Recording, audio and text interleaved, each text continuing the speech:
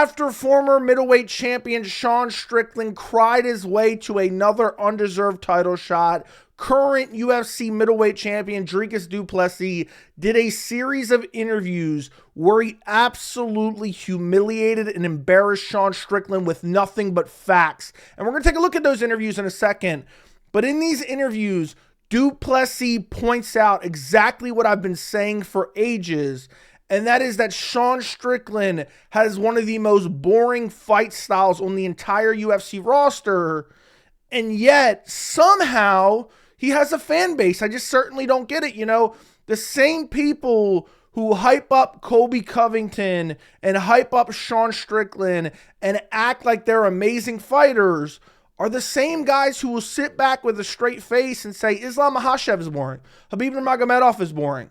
You know, they'll look at any grappler or any fighter from the Dagestani region, Caucasus region, and say, this guy's boring. Nobody wants to see him fight for a title. Magomed Ankalaev is boring. Or Movsar Evloev is boring. They don't deserve title shots. And then they sit back and hype up Sean Strickland, who DDP points out, listen, this guy's so boring. This guy intentionally fights boring. It's not just off fights. He said he tries to jab and teep. And he also points out the hypocrisy that Sean Strickland will say, to the death, and we're going to go to war, and we're going to bleed for you guys. And then he goes out there, and he jabs, and he teeps, and he jabs, and he teeps. And quite frankly, I'm so tired of Sean Strickland hyping up fights and acting like he's Yuri Prohaska, acting like he's Charles Oliveira, and then going out there and fighting literally the most boring fight I have ever seen. And then you have these fans who attach themselves to any fighters who have some right-wing ideology, who uses the right-wing grifting technique to acquire a fan base. They fall for it hook, line, and sinker and act like they're exciting fighters. And in Strickland's case, Strickland does a thing where he doesn't fight for the entire fight, and then the last 10 seconds, last 20 seconds, last 30 seconds, he sprints and runs at you so he can act like, look at this highlight. I mean, Strickland's entire highlights are the last 30 seconds of basically every fight he's ever been in, where he tries to do something exciting because the fight was an absolute shit show. But Dricus Du Plessis points that out, so we'll check that out in a second. Let's jump right into it, okay? First off, we have here Sean Strickland crying. I believe Dricus Du Plessis is going to make him cry again, because even in some of these interviews, he points out, he's like, look, this dude's a bully. And all you got to do is push back a little bit and, you know, he'll back down immediately. He wouldn't dare buck up to me. And he even warned Sean Strickland again in these interviews. But let's go to the first interview. So first off, I will link this entire interview down in the description, but I'm not actually going to show the video. I'm only going to show the audio, because for some reason, even though I'm going to show you about 2 minutes, 30 seconds or so of this interview, for some reason, it's going to get copyright struck. So I'm going to show you the actual, I'm going to let you listen to the clips. This is just a screenshot of the interview, but I will link the full Fox interview down in the description. This was one of the best interviews. Now, in the first, I believe it was the first question that Dricus Du Plessis was asked, well, you were keen on fighting Khamzat Chimaev. What's going on? And Dricus lays out like, listen, Khamzat deserved the title shot. Khamzat was the bigger fight. Khamzat's the fight that should have happened. But at the end of the day, I'm fighting Sean Strickland. Listen to this. And then after that Khamzat fight, that was the fight that I wanted, and I think 90% of fans wanted. And the only fans that wanted the Strickland rematch were the people who were attached to his right-wing grifter gimmick, essentially. Yeah, 99% of the fans wanted the Khamzat Chimaev fight. It was the fight to make. The UFC completely and utterly fumbled the bag. The UFC promised Strickland to fight, so this time they delivered on the promise, and I don't have any problems doing the Strickland rematch. Of course, the Khamzat fight would have been a lot bigger, in my opinion, and more exciting. I haven't done it before, I haven't seen it before. He's unbeaten, but So he talks about the Khamzat Chimaev fight would have been a lot bigger, which is true, because somehow people will justify Strickland's a star. The people who like Strickland, don't get me wrong, Strickland has a fan base, but the people who like Strickland aren't buying his pay-per-views. They just like his little sound bites. They like to live vicariously through him. It's, again, the right-wing grifter community, or the community who eats up the right-wing grifter gimmick.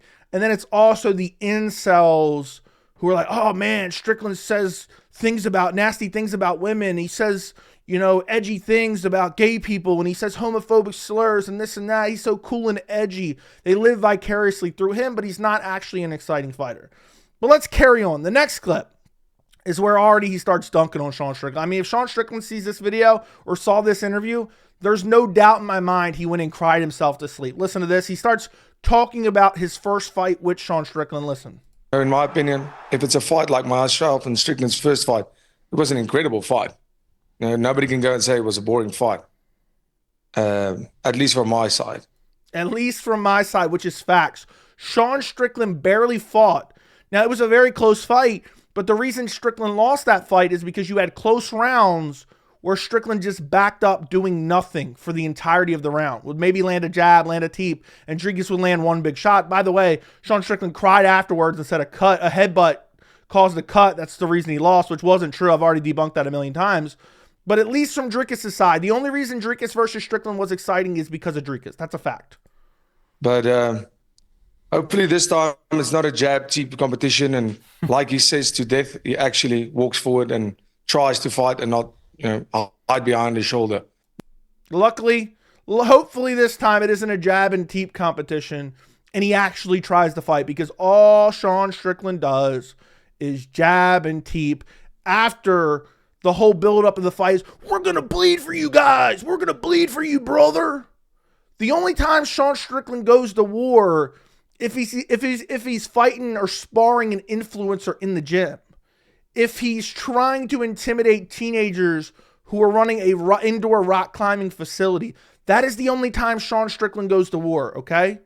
That's the only time. It's when he's got Dricus standing in front of him, he's not ready to go to war. He just hypes it up and acts like Sean Strickland's entire persona, when it comes to hyping up the actual fight, can be encapsulated essentially by Israel Adesanya's Undertaker walkout. If you know, you know. I'm not going to go into a lot of description, but Sean Strickland's entire personality is Israel Adesanya's Undertaker walkout. Let's carry on, because he is specifically asked about Sean Strickland versus Paulo Costa, which was one of the most boring fights I have ever seen. He's asked about this later as well. We're going to check out another clip.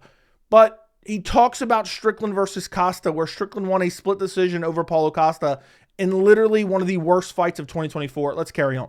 Yeah, Paulo Costa in Sean's last fight, nothing's changed. And that's he looked boring like every other fight. Strickland doesn't have any exciting fights. Even the Israel Adesanya fight, first round was exciting because it was shocking. And then the fight itself was mildly entertaining because it was the shock value of it. But even Strickland versus Adesanya, outside of the first round, it was a jab and teep competition where Adesanya kept looking to counter nonstop. And Strickland did very little.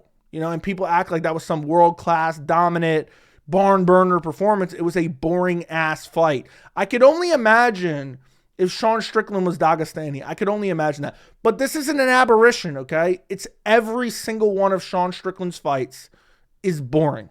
And Dricus calls that out. Walking forward, jabbing, teeping. It wasn't an exciting fight. And then you look at the Sean fight, people go like, did you see that last 30 seconds? If I said 30 seconds, it's a 5-rounder. And Sean goes, no, it was a bad performance from his side. It wasn't a bad performance. It was the most normal performance for him ever. This is all facts.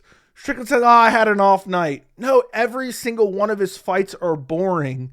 And then he tries to save it by sprinting forward in the last 30 seconds or 15 seconds of the fight so that he gets, if Strickland didn't have the reckless abandonment he has towards the end of fights, here and there, not even every single time, if he didn't have that, I don't know what they would put on his highlight reel. It would be jabs and teeps the entire time.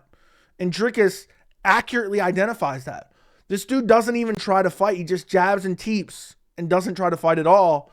And that's exactly what he did against Costa, and that's exactly what he's done his entire career. Even in the Abus Magomedov fight, if Abus had cardio, it would have been the same performance. Maybe he would have actually lost if Abus actually had cardio, but you get the point. The only reason he finished him was because of the cardio issue. That's it. Otherwise, it would have been a jab and teep fest. If in our fight, I remember there was a stage in the fight where I was walking forward, but he just kept moving away. And I thought to myself, I'm going to stand here. Maybe he gets the confidence to walk forward and then we can, punch it out. And he just dropped his hands a little and said, cool. He has no problem with the crowd booing his fighting style. He has no problem with that. Unfortunately for me, I don't have that in me. I mean, is that insane or what? Dricus said, oh, I got tired of him running from me nonstop, so I just stood there hoping he would get some confidence to actually try to press forward. All this talk about going to war, and I'm going to bleed for you guys, and to the death. And he's like, okay, I'm just going to stand here and stall out the fight. Because he's okay with the crowd booing him. Because he's a beta male soy boy who is nothing but talk. He is one of the fakest tough guys in all of the UFC, and that's a fact. And for some reason, the community eats it up, and they're like, yeah, Sean Strickland's so exciting. He's so funny on the mic. I mean, have you heard him insulting women? Have you heard him calling Dricus homophobic slurs, him and his coach, and then Dricus making him cry with literally one line? I mean, Dricus is bullying this dude, and it's absolutely hilarious to watch. And what really needs to be pointed out is this makes me even less excited for a rematch. Because you can say whatever you want about the first fight being close. Dricus now knows all he needs to know about Sean Strickland's fighting style. And he has nothing to worry in terms of finishing ability. So Dricus gets to march forward, bully him again, and easily win the fight, in my opinion. And he could out-grapple him as well, which he showed in the first fight. So it's just crazy. We got to watch this. Bogus, undeserved title shot. I mean, Sean Strickland has now gotten 2 undeserved title shots. We don't hear any complaints about that. I'm there to entertain. I'm there to give the fans a show. And I'm not there just to win fights. That is only 50% of our job, is to win that fight. The other 15% is going out there and giving a show like I always do. You know, with Sean, like I said, his fighting style is very, very effective in avoiding damage and winning by decision. And avoiding the fight. Avoiding damage and winning by decision. I mean, if that doesn't describe Sean Strickland, avoiding the fight altogether. And he even calls out the fact that Sean Strickland is the split decision king here. Man has 8 split decision victories. I mean, that in itself has to tell you why, or split decision fights in the UFC. That in itself has to tell you, listen, the man's not going out there to finish fights or to entertain. No, he's more entertaining in a mic, definitely, than he is in the fights. I have to say that, but it's effective and it works for him, I guess. Essentially, Sean Strickland is all talk. I mean, it's crazy that, I know I've already mentioned this multiple times, so I'm not going to go into another diatribe about how the same people who talk about the Dagestanis or the Caucasus region fighter, oh, they're grapplers, they're boring, they're crotch sniffers. I mean, at one point you had people pushing the narrative that Islam Makhachev was boring. And these same people hype up Sean Strickland. I wonder what could that be? I wonder if you could boil that down to something. What could that be? Those same people who hype up Sean Strickland and says he deserves a title shot when he never defended the belt, he won a split decision against Paulo Costa in one of the most boring fights of 2024, are the same people actively campaigning for 13-fight win streak Magomed Ankalaev. They're campaigning against him getting a title shot against Alex Pereira, which is just absolutely laughable. This next part, he's asked about, why do you think Adesanya and Costa were so tentative against Sean Strickland? And listen to this. I think this is telling as well. I don't mind getting punched in the face. That was the biggest difference. That was it. I'll take one to give one because I know mine's harder. Pause. He knows his is harder, okay? That's hilarious when you hear him talking about Sean Strickland, who is a homosexual man closeted by his father, in my belief, okay? But let's carry on. And I think that's the biggest difference. As I went and I fought Strickland on his strength, I made him go backwards. If you look at Paulo Costa and Izzy, they were running. They were running, trying to set something up. Strickland is too good if you're going to try and do that. He's too good. Now, if you give him that momentum, he's going to keep on coming and coming. He's a bully fighter. He likes to bully people, and if you don't put him in his place quickly, you are going to be bullied. That is literally an exact description of Sean Strickland. This guy is a bully. He will keep trying to bully you and bully you. He will bully influencers. He will attempt to bully rock climbing, workers, teenage rock climbing, indoor rock climbing employees. But the second you push back, he curls up into a ball and cries like a little bitch. And that's essentially what happened. Dricus just said, okay, it's jabbing and teeping. I'm going to rush forward and I'm going to land big shots on him, and he's going to back up and he's going to lose the fight. And then he's going to cry about it and cry his way to another title shot. I mean, it's just such an accurate description. And then the last clip from this interview It's just him calling out Sean being a bully again and warning him. And I have a whole video on this and we'll discuss it in a second, but warning him about the build-up to UFC 312. Listen to this. And then we still got the other interview we're going to look at in a second. As a fighter, there's all the respect in the world for Sean Strickland. Well, just lastly, go on. But that being said, I won't be bullied, and I warned him last time, and that warning still stands. He warned him last time, and that warning still stands. I did an entire video on this, and this should have been the end of Sean Strickland in general.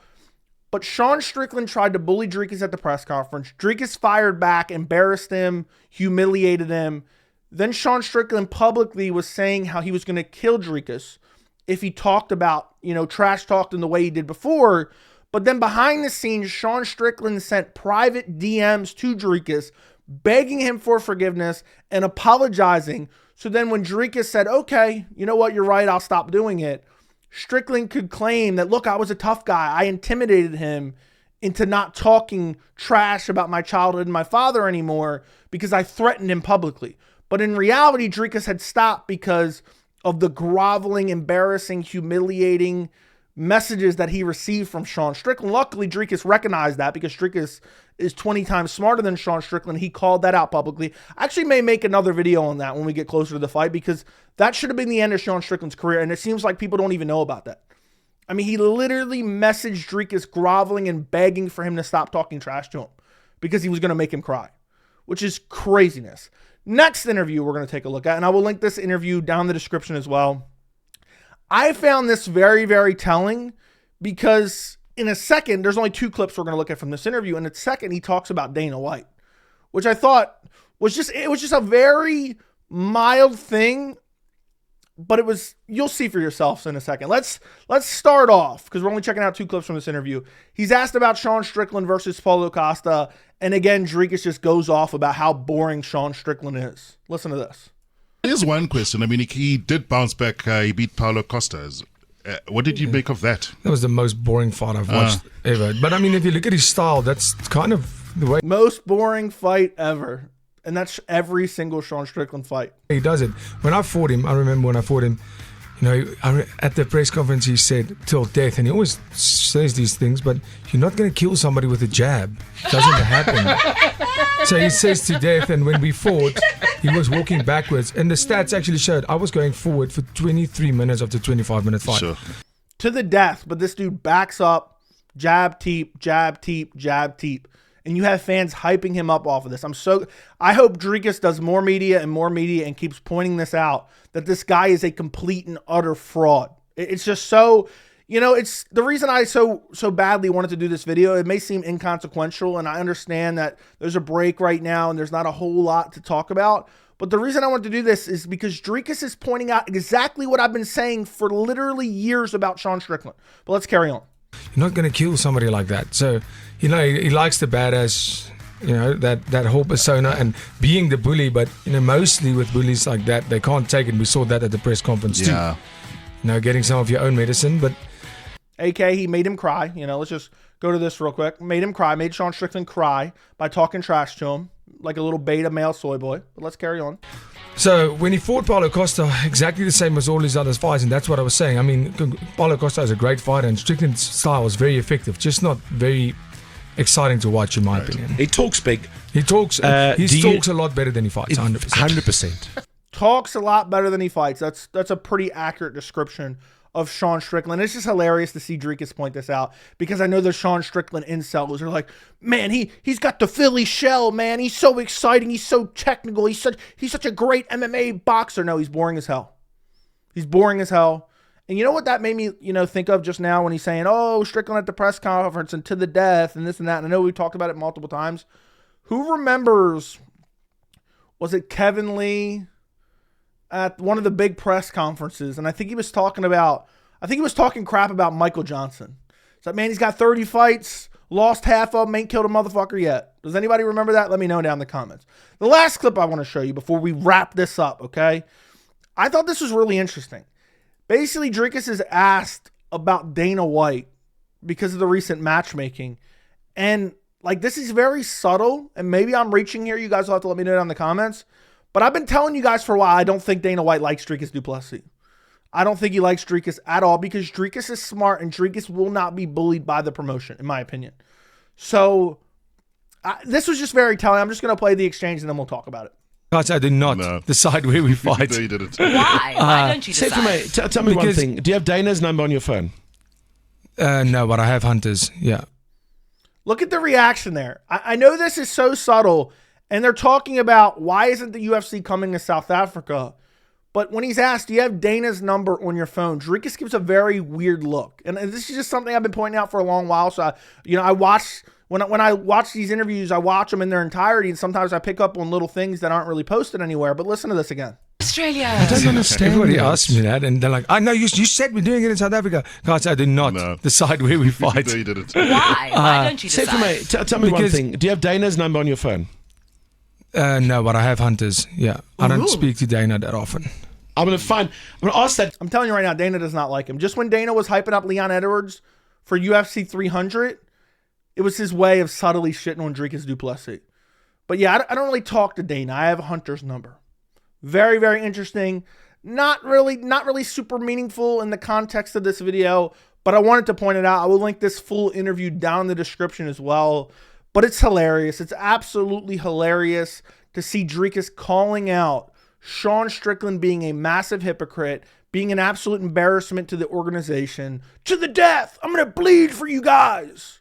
And then going out there and jabbing and teeping. And when he loses, nothing but excuses. When he loses to Jarrett Cannonier, because Sean Strickland's a boring-ass fighter who doesn't engage, it's Cannonier's fault, it's the judges' fault. When he loses to Dricus Du Plessis, it's because of the headbutt, it's because of the judges. It's the corrupt liberal judges. So luckily in this build-up, it should have been Hamzat to begin with, but I think Dricus will make Sean Strickland cry again, make him look like a little baby, embarrass him, point out the hypocritical things that he always says in the build-up, which I think will be absolutely hilarious, just like he did in these interviews. And then when he beats Sean Strickland, hopefully he goes on to fight Hamzat Chimaev, which is a much bigger fight, which will be better for Dricus's resume and his pocketbook. So let me know what you guys think down in the comments. Don't forget to like the video. Don't forget to subscribe to the channel. And thank you so much for watching.